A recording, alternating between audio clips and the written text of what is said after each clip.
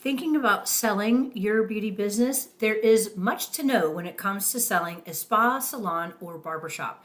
I am here to give you the 9-step blueprint on how to have a successful sale. My name is Susan Vosh. I am the founder of Salon Spa Connection, the go-to company for the beauty industry to sell salons, spas, and barber industry businesses.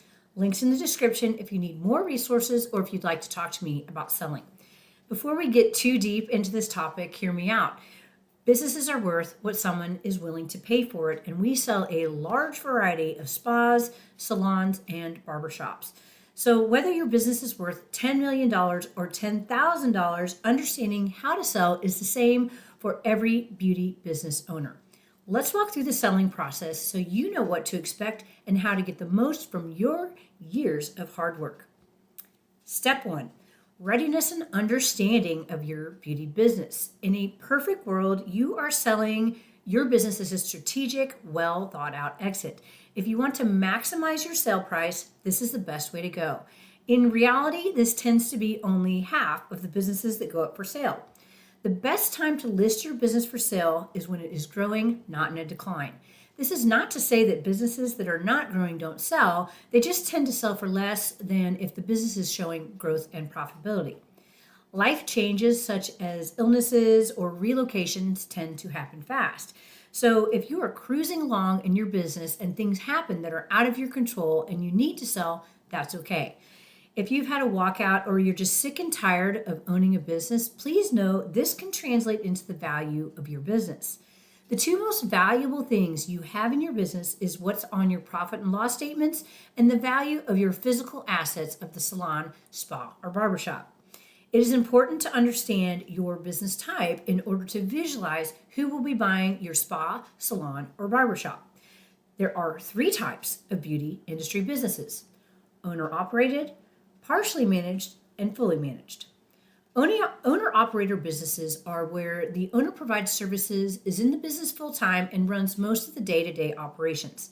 These businesses thrive as a direct result of the owner's efforts, and they're almost always dependent upon the owner to operate. Buyers of owner-operator businesses are usually beauty professionals. These are hairstylists, estheticians, nail technicians, med spa professionals, barbers, or massage therapists who are opening their first business or gaining a second location and innately understand the industry.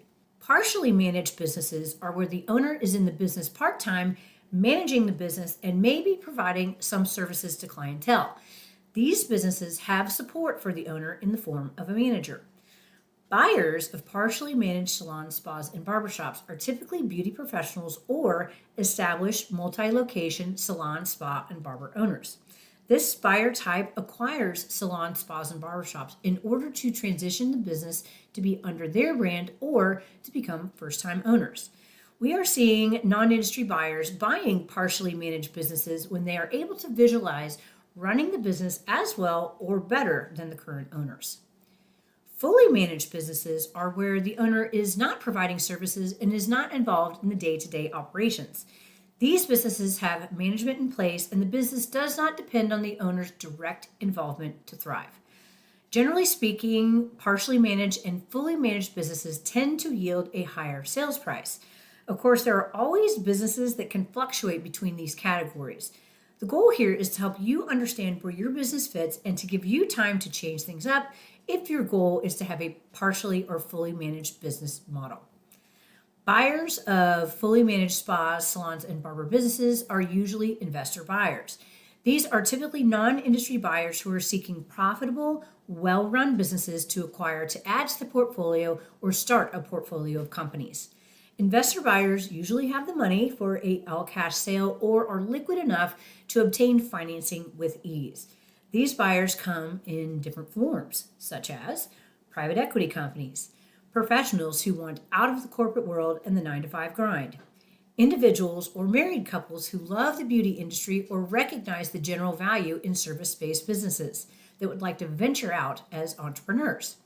These buyers typically have no industry experience or very little industry experience, and they're seeking fully managed to sometimes partially managed businesses they can continue to grow. After hearing all of this, you need to ask yourself, am I ready to exit now, or should I hold on to the business to increase the value If you're not sure, reach out to us for a free consultation to discuss. Step 2, assessing the value of your beauty business. The next thing beauty business owners need to do is focus on where is the most value in your business. Do you have a spa or salon full of people who are generating profit for the business, or is the value of your business more in the physical assets? Whatever the case may be, the value of your business must be very clear to buyers. This means keeping excellent records of where the money is going and documenting purchases for inventory and equipment. If we as brokers cannot understand how profitable your business is or the value of the contents of the business, buyers won't either.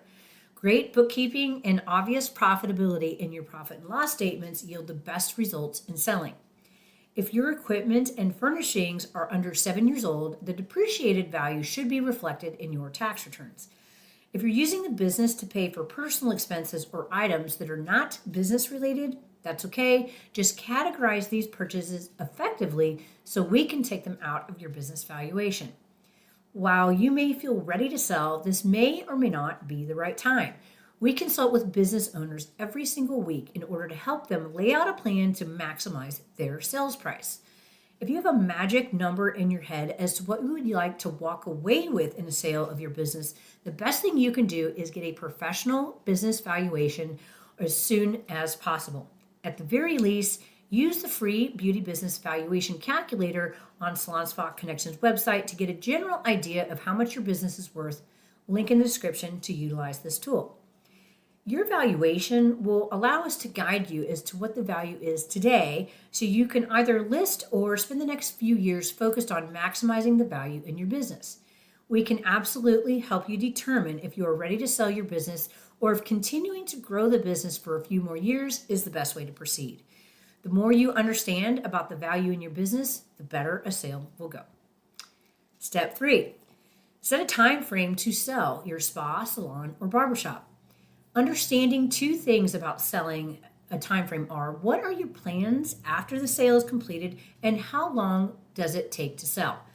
You really need to think through what you will be doing after your business sells for a few reasons. Reason number 1 has to do with your personal client base if you are providing services. If you plan to walk away from your business and still perform services, this can be a big problem when selling a salon, spa, or barber business, if the buyer was planning on retaining your clientele. Reason number 2 is all business sales come with a non-compete clause. Before you come for me and say non-competes are illegal now, just know that non-competes are completely legal when it comes to selling a business and are part of 99.9% of business transactions. Most of the time, non-competes serve to prevent you from opening another beauty business in an area and becoming a competitor to your buyer. Reason number 3 is sometimes people regret selling or fail to visualize what it looks like for them post-sale. This is more of a personal struggle, but definitely a consideration when pulling the trigger to sell. Having an idea of what you'd like to do after the business sells is the best way to go. Understanding how long it takes to sell a business will help you get your mind around the best time to sell. We have sold businesses in 2 weeks, but some take up to 2 years to sell. The general time frame from listing your spa, salon, or barber business for sale to closing is generally 6 months to a year. This is not because we struggle to find buyers. We find buyers fast. What takes so long is the buyer themselves. Buyers are fulfilling a want, not a need, and it is a big decision to buy a business.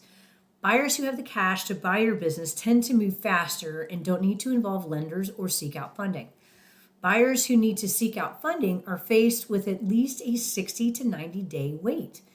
Once we involve lenders, things can change, and should the lender not agree with the selling price, then we need to renegotiate the terms.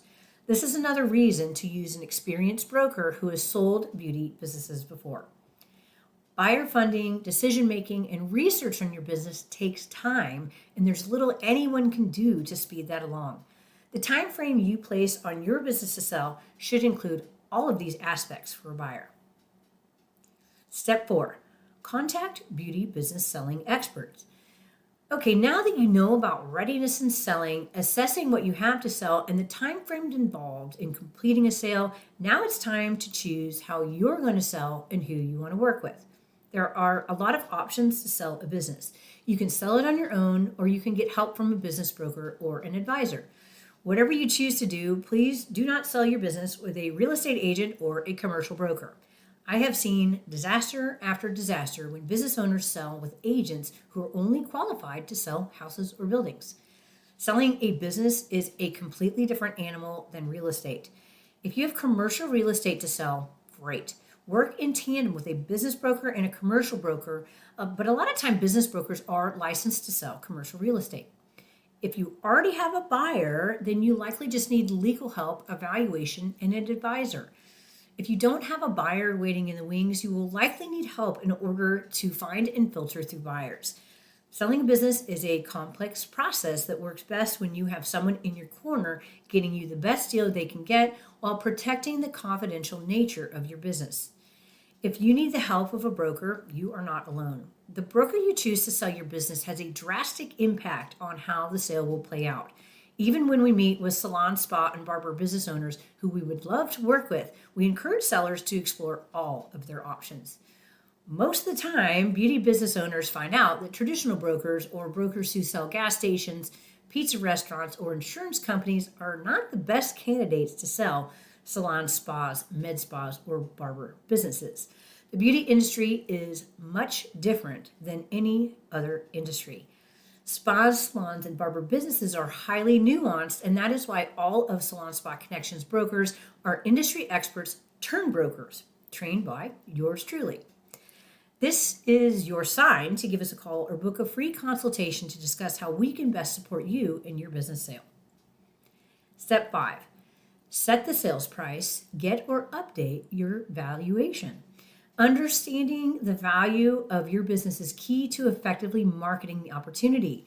It is rare to find a business owner who truly understands what the fair market value of their business is.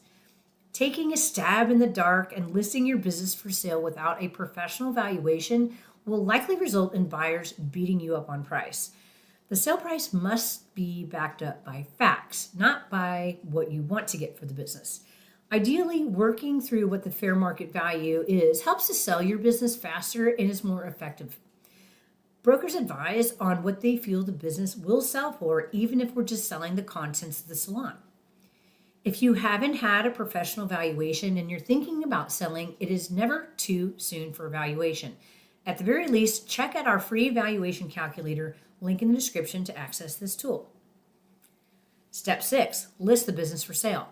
At this point, you should understand the selling process and feel confident about listing your spa, salon, or barber business for sale. If you are working with a broker, the more they know about your business, the better.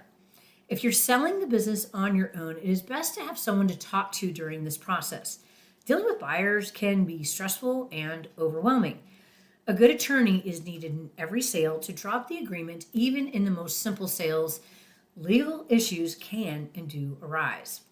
During this time, it is best to focus on continued growth.